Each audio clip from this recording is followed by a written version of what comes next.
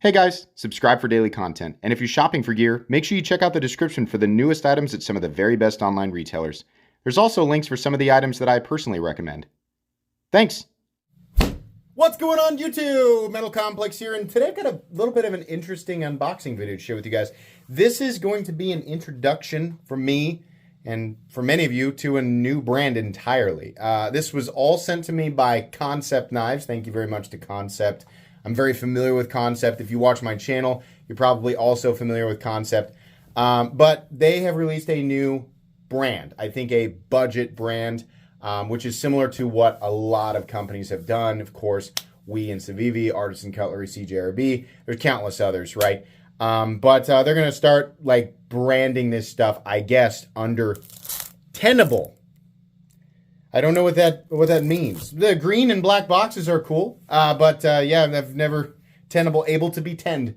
I don't know, but that's not really important. What's important is whether or not the knives are well made, which I'm sure they are if they're made, you know, with the same quality as Kansept knives. But that's the purpose of this unboxing and first impressions, is to figure out if that's the case.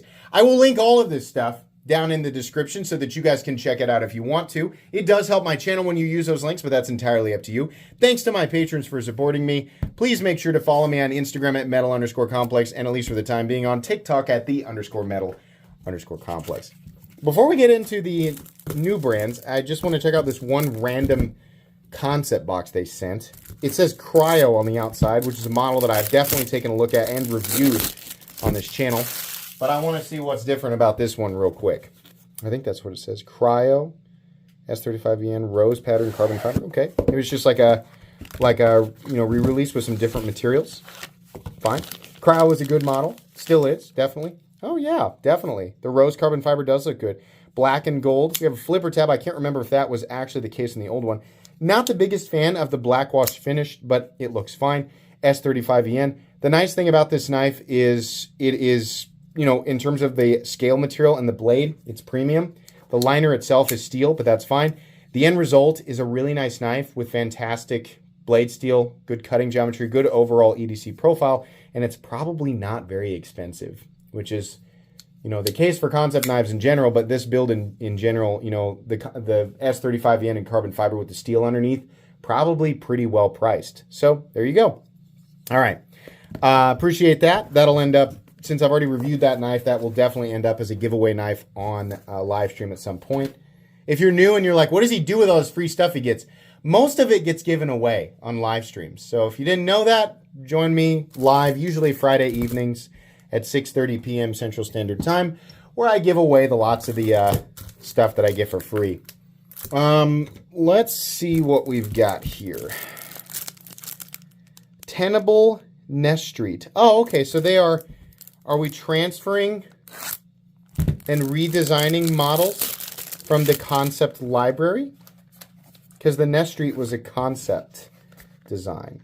And remember, the people at Kansept, a lot of them came from Kaiser. Okay, so the Nest. Pricing, I'm gonna guess.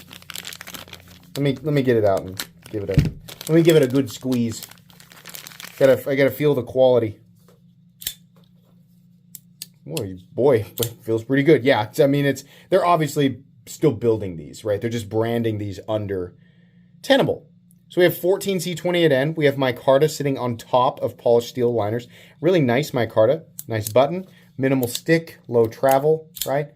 When I say that, Who does this guy think he is with these terminologies, huh? No, it's the minimal stick and low travel. What's he talking about? sorry. What I mean is the button, right? I don't like button locks where you have to really crunch the blade in, where it has to travel so far that you're feeling that plunge lock drag against the cylindrical cutout in the tang of the blade, which is something that I have noticed on other button locks before, and it drives me nuts. So there needs to be enough depth there that it's actually engaging and locking out, but not so much that you're, right? Because nobody likes that feeling. Stick is something that I expect on button locks, just the nature of how that geometry is set up, right? But minimal stick is okay with me, and it tends to go away after a very short period of time. In any case, this is very, very easy to deploy and very smooth. I do like the thumb studs. They're not perfectly domed off at the top, but look how rounded those steps are.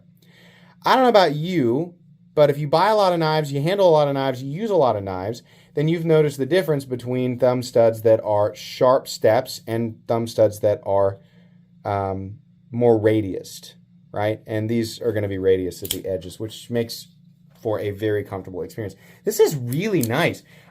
Assuming that they are right around the $50 price point, I think that this would probably be a very good buy. I think the pocket clip's a little long, right?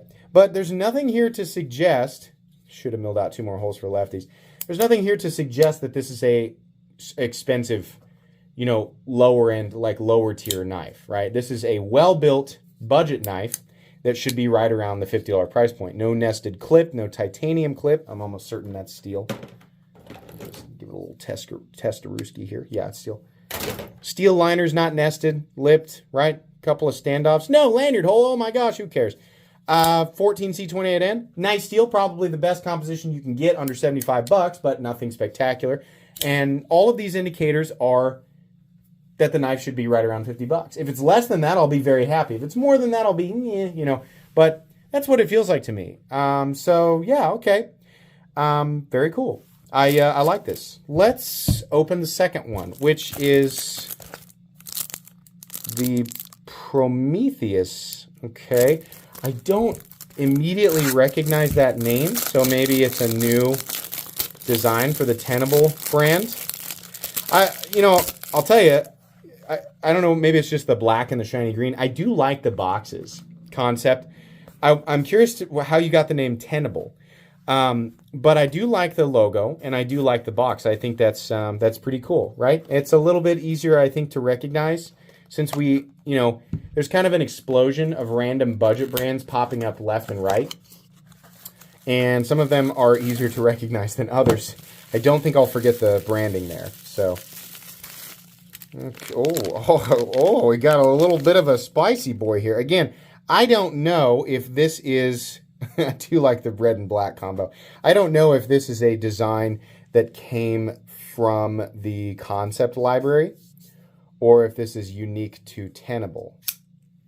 Yeah, okay. The blade is a lot less interesting than the handle scales, right? It's fine. 14C28N. Thank you, by the way, Kansept, for not being one of those companies that's like, you know what? Let's toss around.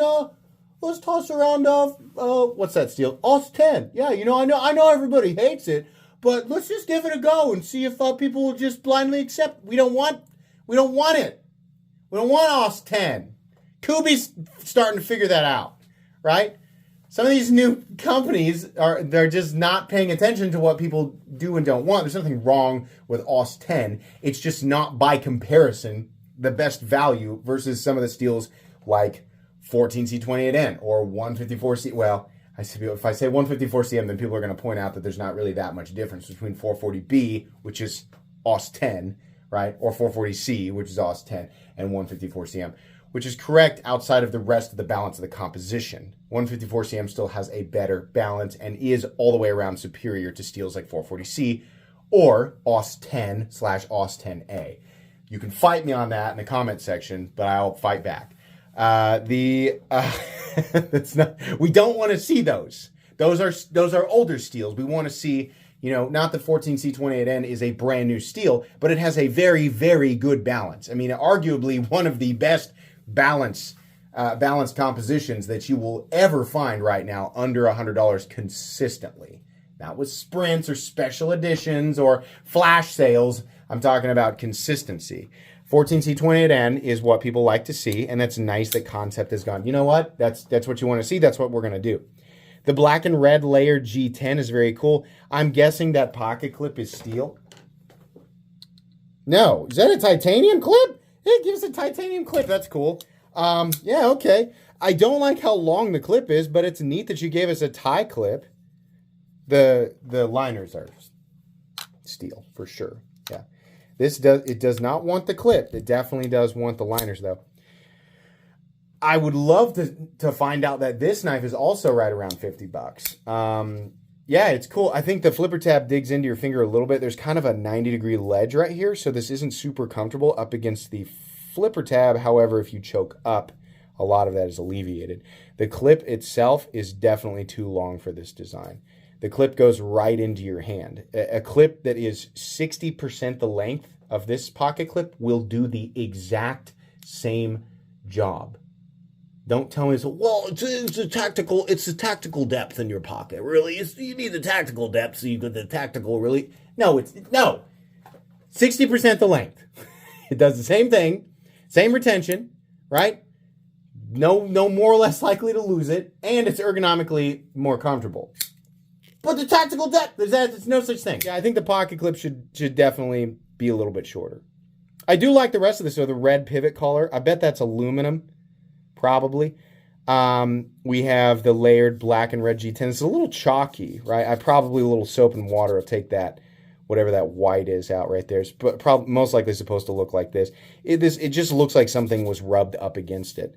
Yeah, okay, pretty cool. Honestly, I think the idea of this Tenable brand, I'm going to have to say it a few times to get used to that, is probably a good idea, assuming that Kansept stays with the idea of bringing better value than what we normally see to the respectable tiers, right? Respective tiers.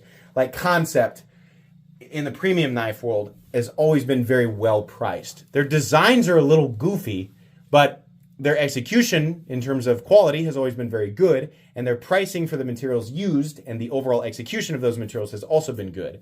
So if they do the same thing with their budget brand and they hit these prices lower than what we generally see, with competition, then yeah, right? This, for example, is an excellent design, and it feels like they know how to do a plunge lock, which is what that is. It is definitely not a liner lock. That is a plunge lock. So anyways, that's going to be it for today, guys. Each of these knives, save for this guy because I've already reviewed it, but each of these knives will get full reviews down the road after I've had a chance to look them over, get some more information, look at pricing, stuff like that. You can do that for yourself right now if you want to click on the links, but if you want to wait and hear my thoughts, I'll do that down the road a ways. That's going to be it today, guys. Please make sure to follow me on Instagram at metal_complex and on TikTok, on TikTok at _metal_complex. If you enjoyed this video, leave a like. If you'd like to check out my other content, I do, of course, have lots of videos of knives that are either expensive or inexpensive that I do or don't like, so check those out. And if you enjoy all my content, go ahead and click on that Metal Complex logo right there and subscribe because there's definitely more coming. Thanks again for watching, everybody, and have a great day.